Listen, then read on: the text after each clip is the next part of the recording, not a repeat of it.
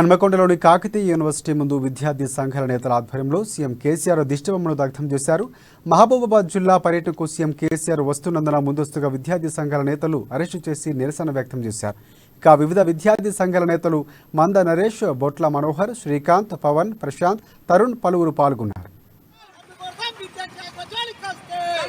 మహబూబాబాద్ జిల్లాకు వస్తున్న సందర్భంగా కాకతీయ యూనివర్సిటీలో ఉన్న విద్యార్థి నాయకులను నిన్న రాత్రి నుంచి దాదాపుగా ఒక 10 మంది విద్యార్థులు యూనివర్సిటీ నుంచి అక్రమంగా నిన్న రాత్రి అరెస్ట్ చేయడం జరిగింది. ఎందుకంటే విద్యార్థి నాయకులు ఎక్కడ సీఎం కేసీఆర్ ను అడ్డుకుంటారని చెప్పి ముందస్తుగా కాకతీయ యూనివర్సిటీ పోలీసులు మరియు జిల్లాలో ఉన్నటువంటి విద్యార్థి సంఘాల నాయకులను ఏ ప్రాంతంలో ఉన్న విద్యార్థి నాయకులు అయితే ఆ ప్రాంతంలో ఉన్న పోలీస్ స్టేషన్ లో ఆ పోలీసు అరెస్ట్ చేయడం జరిగింది. సీఎం కేసీఆర్ ఈ తెలంగాణ రాష్ట్రం కోసం చదువులు సైతం పక్కన పెట్టి తెలంగాణ రాష్ట్రం కోసం కష్టపడి తెలంగాణ రాష్ట్రం సాధిస్తే తెలంగాణ రాష్ట్రం వచ్చినాక సీఎం కేసీఆర్ 2 సార్లు అధికారంలోకి రావడం జరిగింది. అధికారంలోకి వచ్చినప్పటి ఇప్పటి వరకు ఏ రోజు కూడా విద్యార్థి సమస్యల గురించి మాట్లాడలేదు.